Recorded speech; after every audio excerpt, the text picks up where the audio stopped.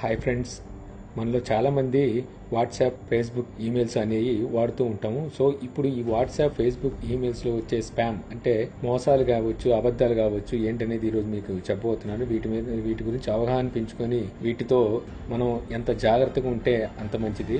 ముందుగా వాట్సాప్ గురించి చెప్పుకుందాము. వాట్సాప్లో మనకి ఎప్పుడు చాలా రకాల మెసేజ్లు వస్తుంటాయి. అందులో ఒక పాప ఫోటో పెట్టి ఈ పాపకి హార్ట్లో హోల్ ఉంది, ఈ మెసేజ్ని మీ గ్రూప్లో ఎంతమందికి వీలైతే అంతమందికి పంపించండి.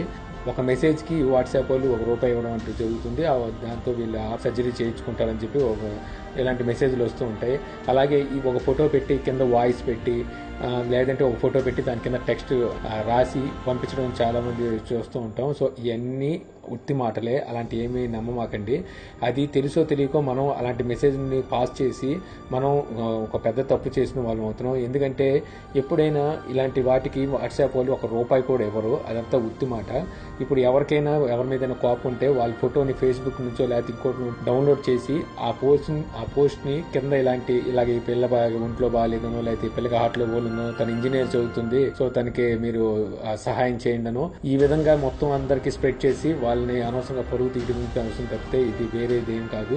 సో ఇలాంటివి ఏం నమ్మకండి. ఇంకోటి ఏంటంటే అమెజాన్ నుంచి, ఫ్లిప్కార్ట్ నుంచి, స్నాప్డీల్ నుంచి మీకు ₹1 పే చేస్తే మీకు ఫోన్ వస్తుంది. లేదంటే మీరు ఈ మెసేజ్ని మీ గ్రూప్స్కి స్ప్రెడ్ చేస్తే మీకు జియో సిమ్ వస్తుంది. ఇంకోటి మెసేజ్ వస్తుంది. ఆ మెసేజ్ని క్లిక్ చేస్తే వేరే వెబ్సైట్లోకి వెళ్తాం. అక్కడ మనం మొత్తం అంతా ఫామ్ లాగా ఇస్తారు. సో అదంతా ఫిలప్ చేస్తే మీకు ఇంటికి మొబైల్ వస్తుంది. లేదా అక్కడ మనకి స్పిన్ లాగా అంటే ఒక తిప్పేది చక్రం లాగా వీల్ ఉంటుంది. సో ఆ వీల్కి మొత్తం మొబైల్స్ అనేవి కనబడుతూ ఉంటాయి. సో దాన్ని మనం వీల్ తిప్పితే ఏ వీల్ వచ్చి ఎక్కడ ఆగితే ఆ మొబైల్ అనేది మనకి గిఫ్ట్ కింద పంపించడం జరుగుతుంది. ఇవన్నీ ఉత్తి మాటలు, ఇలాంటి ఏమీ నమ్మమాకండి. ఇవే కాదు, ఇంకా చాలా అబద్ధాలు అనేవి చాలా రకాలుగా వాట్సాప్లో వస్తూ ఉంటాయి. వీలైనంత వరకు మన గ్రూప్స్ నుంచి వేరే గ్రూప్ సెండ్ చేయకుండా ఉండటమే మంచిది. మీరు కొన్ని లింక్స్ ఉంటాయి, అవి క్లిక్ చేయగానే మనకు తెలియకుండా కొన్ని స్టెప్స్ అనేవి ఇవ్వడం జరుగుతుంది. సో మనం ఫిలప్ చేసుకుంటూ నెక్స్ట్ క్లిక్ చేసేసరికి మన వాట్సాప్లో ఎంతమంది అయితే గ్రూప్స్ ఉన్నారో ఆ గ్రూప్స్ అందరికీ మన ప్రమేయం లేకుండానే వాళ్ళందరికీ ఆ మెసేజ్లు అనేది వెళ్ళిపోవడం జరుగుతుంటుంది. సో ఇలాగే చాలా రకాలైన మెసేజ్లు వాట్సాప్లో నిజాల కన్నా అబద్ధాలు చాలా తొందరగా స్ప్రెడ్ అవుతున్నాయి. సో మనం ఏది నిజమో ఏది అబద్ధమో చూసుకొని చదివి అది మనకి అవసరం అనుకుంటేనే పాస్ చేయండి. లేకపోతే అలాంటివి ఎంకరేజ్ చేయమాకండి. ఎందుకంటే ఇలాంటివి మీరు చేసే కొద్దీ ఎంకరేజ్ చేసినట్టు అవుతుంది. దీనివల్ల ఇంకా ఇలాంటి స్కామ్లు ఇంకా చాలామంది చేయడం జరుగుతుంది. సో అందుకని ఇలాంటివన్నీ అవాయిడ్ చేయండి. తర్వాత ఇంకా ఫేస్బుక్లో చూద్దాం. ఫేస్బుక్లోకి వచ్చేసరికి మనకి ఒక అడల్ట్ పిక్చర్స్ అంటే ఫారెన్ వీడియో టైప్లో ఒక ఇమేజ్ కనబడుతుంటుంది. సో అదేంటో అని చెప్పి ఆతృతో చాలామంది క్లిక్ చేస్తుంటారు. సో క్లిక్ చేయగానే అక్కడికి వెళ్ళిన తర్వాత అక్కడ వేరే లింక్ ఇవ్వడం జరుగుతుంది. వేరే పేజ్లోకి వెళ్తాం. అక్కడ నుంచి ఒక పేజ్ని లైక్ చేయండి, లేదా ఈ వీడియోని షేర్ చేయండి, లేకపోతే ఇంకోటి ఏదో ఉంటుంది. సో ఏది చేసినా సరే వెంటనే ఇమీడియట్గా ఆ వీడియో తాలూకా ఏదైతే మీరు ఫస్ట్ చూసిన పోస్ట్ ఉందో ఆ పోస్ట్ మీకు ఎంతమంది అయితే గ్రూపులు ఉన్నారో లేకపోతే మీ ఫేస్బుక్లో ఫ్రెండ్స్ అందరికీ మీకు తెలియకుండానే షేర్ వెళ్ళిపోతుంది. దీనివల్ల మీ రిలేటివ్స్లో, మీ ఫ్రెండ్ సర్కిల్లో మీ మీద చెడు అభిప్రాయం అనేది కలుగుతుంది. అందుకని ఇలాంటి వీడియోస్ కానీ, ఇలాంటి ఏదైనా అడల్ట్ కంటెంట్ సంబంధించినవి కానీ, ఇమేజెస్ కానీ ఏది వచ్చినా సరే క్లిక్ చేయమాకండి. మెయిన్ క్లిక్ చేయకండి. క్లిక్ చేయకుండా ఉంటే చాలు. ఇంకోటి వచ్చేసరికి కొత్తగా ఎవరైనా పేజ్ ఫేస్బుక్లో కొత్తగా క్రియేట్ చేస్తే వాడు ఒకేసారి ఒక 100 ఐఫోన్లను లేకపోతే 100 మొబైల్స్ అను ఏదో ఒకటి పెడతాడు ఒక ఇమేజ్. చాలా మంది నాకు అర్థం కాదు ఏంటంటే ఎలా నమ్ముతారో అర్థం కాదు. వాడేమంటాడంటే ఈ ఇమేజ్ ని క్లిక్ చేసి, లైక్ చేసి, షేర్ చేసి మా పేజ్ ని లైక్ చేయండి, మీ ఫోన్ నెంబర్ కింద కామెంట్ బాక్స్ లో రాయండి, మీకు మేము మొబైల్ పంపించేస్తూ ఉంటారు. అసలు మీరు ఇవన్నీ చాలా ఉత్తునే వాళ్ళ పేజ్ కి లైక్స్ రావడం కోసం ఈ ఇమేజ్ ని షేర్ చేసి వాళ్ళ పేజ్ కి లైకర్స్ ఎక్కువగా, ఫాలోవర్స్ ఎక్కువగా రావడం కోసం ఇవన్నీ చేస్తారు. ఇంకోటి ఏంటంటే ఇలాంటి వాళ్ళు ఏం చేస్తుంటారంటే ఎంతమంది లైకర్స్ ని పెంచుకుంటే ఆ పేజ్ కి అంత పాపులారిటీ పెరుగుతుంది. ఆ తర్వాత ఆ పేజ్ ని వేరే వాళ్ళకి అమ్మేస్తారనమాట. సో ఆల్రెడీ ఫాలోవర్స్ ఉన్నారు కాబట్టి ఆ పేజ్ ని కొనడానికి చాలా మంది ఉత్సాహం చూపిస్తారు. ఆ విధంగా కూడా ఈ పేజ్ ని అమ్మేస్తుంటారు. సో అందుకని ఇటువంటి మీరు నమ్మమాకండి.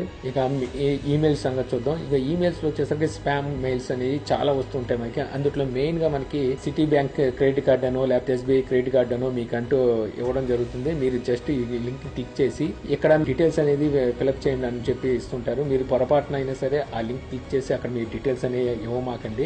అలా ఇచ్చినట్టయితే మీ అకౌంట్ని హ్యాక్ చేయడం జరుగుతుంది. సో మీకు అలాంటి మెయిల్ ఏమైనా వస్తే ముందు ఒకసారి బ్యాంకుకి కాల్ చేసి కన్ఫర్మ్ చేసుకోండి.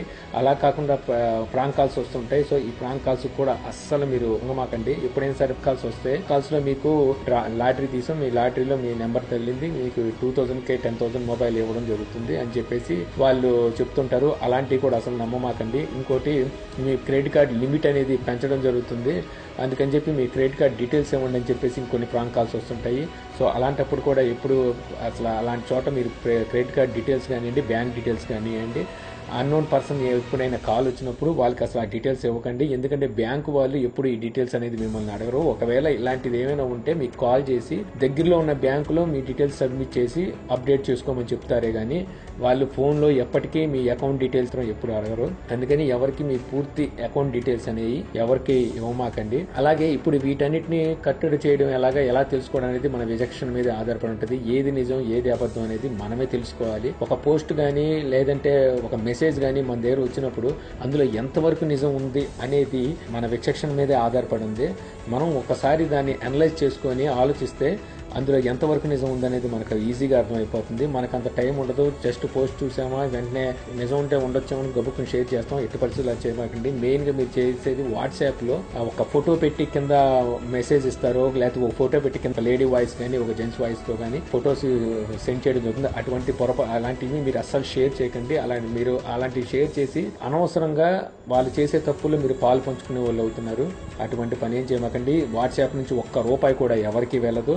ఎవరి మీదైనా కోపం ఉంటే వాళ్ళ ఫొటోస్ని ఇలాగ పెట్టి వాళ్ళని అనవసరంగా వీధిలోకి లావడానికి చేసే పనులే తప్పితే ఇందులో ఎటువంటి ఉపయోగం లేదు. ఒకసారి ఎప్పుడైనా మెసేజ్లు వస్తే ఆ మెసేజ్లు మీరు పూర్తిగా చదివి అసలు అందులో ఎంతవరకు నిజం ఉందో చూసుకొని అవసరమైతే నవ్వుకొని వదిలేయండి. కానీ అసలు మీరు ఇలాంటివి అనేది పాస్ చేయమాకండి. అసలు ఈ వీడియో కనుక మీకు నచ్చినట్లయితే లైక్ చేసి షేర్ చేయగలరు. అలాగే మీ సలహాలు సూచనలు ఏముంటాయి కింద కామెంట్ బాక్స్లో ఇవ్వగలరు. జై హింద్.